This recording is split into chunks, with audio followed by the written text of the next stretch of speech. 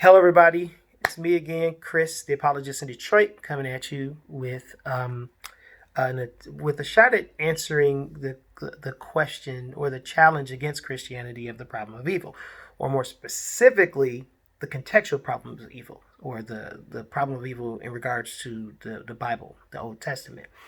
A lot of people accuse Christians of divorcing the Old Testament and only focusing on the New Testament. And this video is specifically for those type of people or those type of arguments.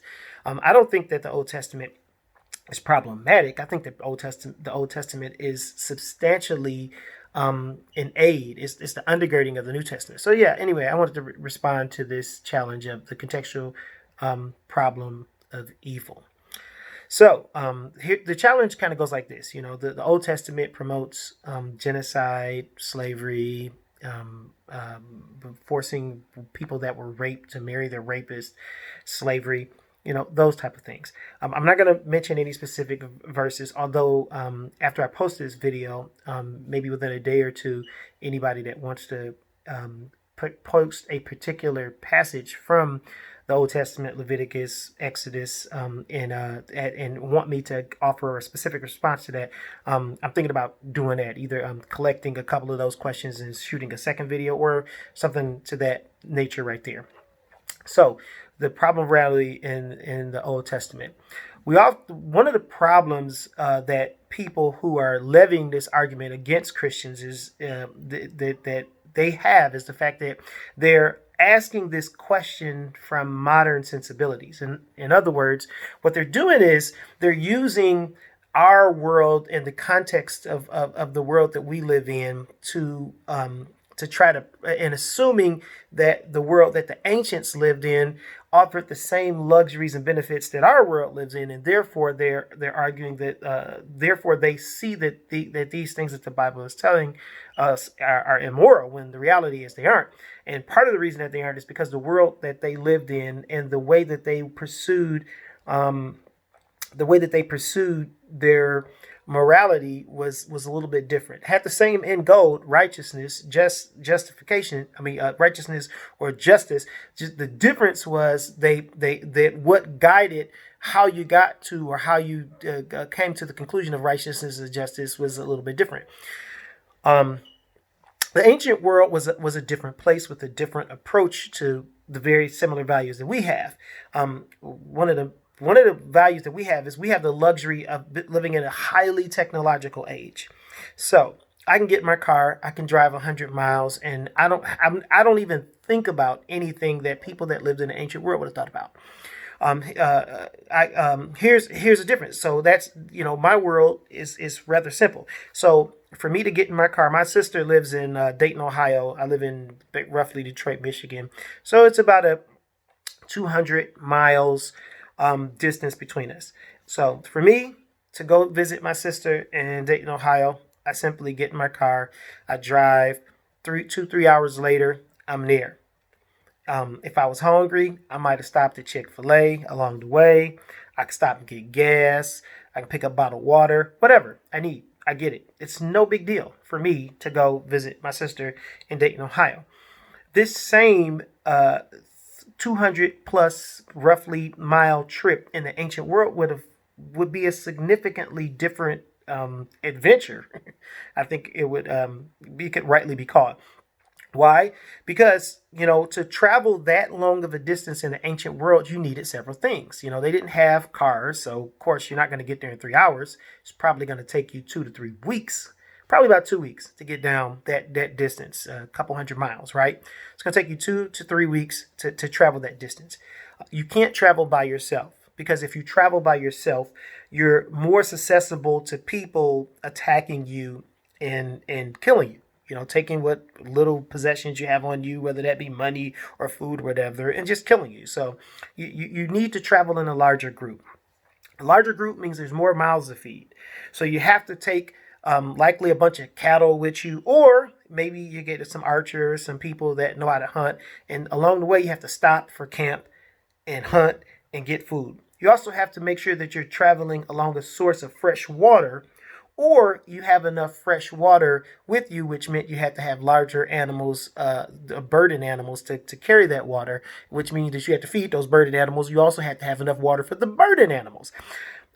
So again, the world that the ancients lived in was completely different than ours. So what we can't do is take our modern sensibilities, assume them on the ancient world, the people that the Bible was written to, and then explore ethics and morality as if they're equivalent, because they weren't. So in our world, probably the prevailing virtue for our world, particularly here in America, is liberty, is freedom. We should have the freedom. Our philosophy is like we should have the freedom as individuals to pursue whatever happiness, the pursuit of happiness, joy, whatever, life, liberty, and the pursuit of happiness. That's what we have as kind of prevailing, guiding, moral, ethic principle for us here in the world. Well, the ancient world had a very similar thing, life, liberty, and pursuit of justice and happiness. The difference was for them, because their world did not have this high amount of technology like our world has. They had to rely a lot more on community. So values in the ancient world were shaped by community, the people that you lived with. It was vital for you to be able to trust those people. It was vital for those people to be hardworking contributors. In other words, or the community would have failed. If people didn't carry their weight, do their part, work together, the community as a whole would fail. Everybody dies. Or likely they're going to have a lot more death if people didn't do their part. So it was vitally important. So what you see in the Bible, in the Old Testament, is an ethics system that is designed around human flourishing, but human flourishing from the perspective of the whole group, communally, rather than human flourishing from the perspective of individuals like we have today. Life, liberty, and pursuit of happiness, we can practice that on an individual level. I don't have to worry about my house being attacked because that's not the climate of the world, of the country that we live in. I don't have to worry about having keeping cattle and things like that. We got refrigerators. We just keep meat in our freezers and we're good to go. We go outside, light the grill, cook the meat. We're good to go in hours, right? Rather than us having to go out, hunt, and all of the other things that people in the ancient world had to do. So, with that kind of being that backdrop of understanding, now what you have to do is you have to look at these particular laws in the Old Testament in Leviticus and decide whether or not these laws were actually virtuous or a vice. One of the again, as I was just talking about this whole context, the virtue and vice, philosophy for ethics for the ancient world went a little something like this. What is right is what preserves life for the maximum number of people in our community, or the maximum number of people as a whole, maximum number of people in our community when it came to subgroups within that, like the Israelites, using them as an example because that's what we're talking about. The way that you got to this virtue was often pretty practical. You just did things that what we would call common sense today. In the ancient world, it was wisdom. What you see the word wisdom used a lot in the Bible, in the Old Testament and the New Testament. And the reason that you see that is because that was kind of this guiding principle to pursue virtue, to pursue the best case scenario for everybody. The opposite of that would be if a person acted as an individual, particularly in their culture as a patriarchal society. So if a man, the head of the household, the man who kind of ruled over this very small community, his wife, their kids, spouses, and their kids, maybe 2 or 3 generations, maybe 20, 30, 40 people.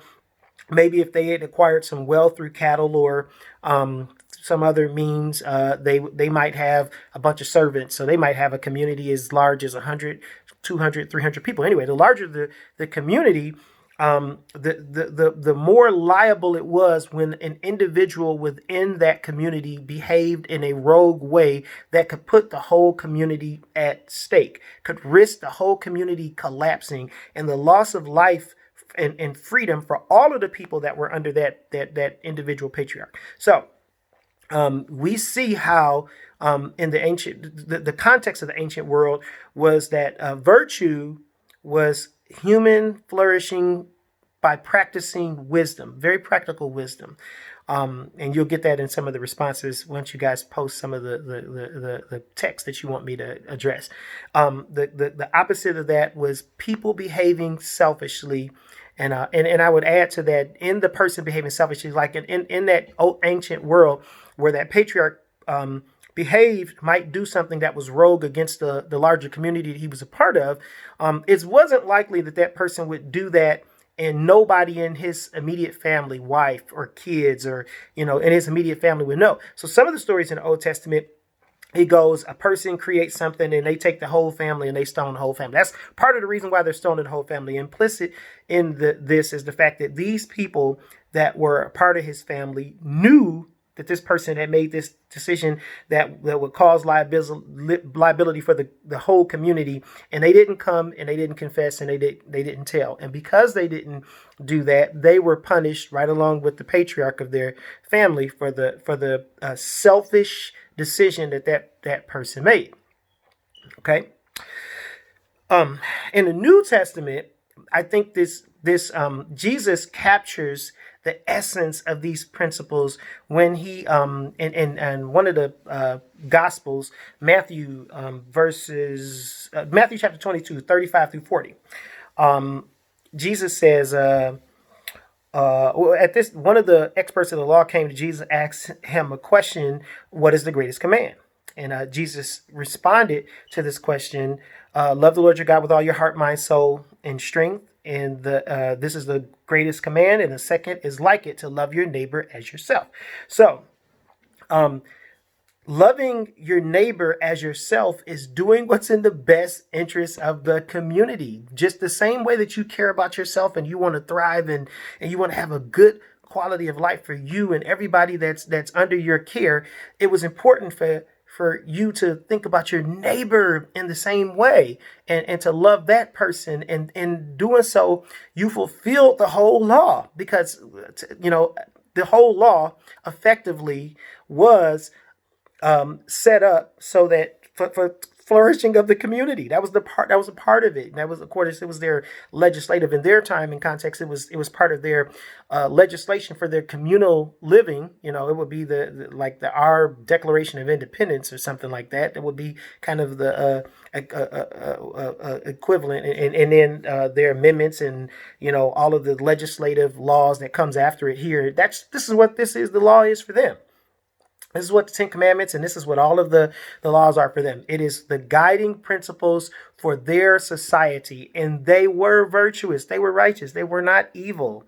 People weren't getting stoned cavalierly for silly little things. People were getting stoned to death because they were doing things that were detrimental for the whole community. And it was right, just like if a person walks into a bank with a bomb on and a sniper snipes that person, that sniper did a righteous thing. It killed a person who was being selfish and risking the lives of other people.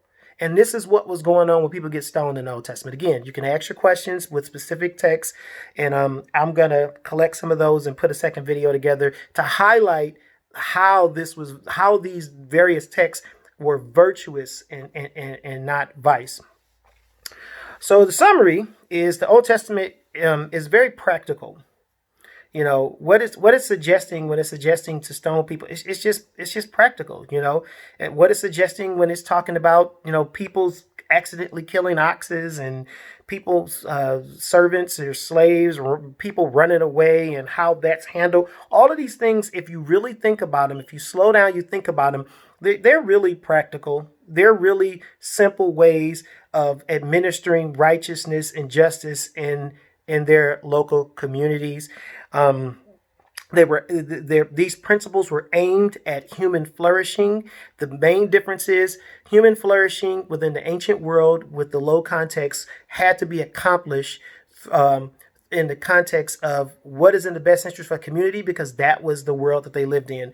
Whereas today, we think about morality and ethics from the perspective of what's best for me as an individual or for my child as an individual. Now, it's a lot more to it than just that. Okay, I mean it's a lot more to it. But in a nutshell, I think this is a great description of why the world was different and why the laws exist. Now, again, if you have questions about any particular passage about that you think is immoral in the Old Testament, put that in the comment section.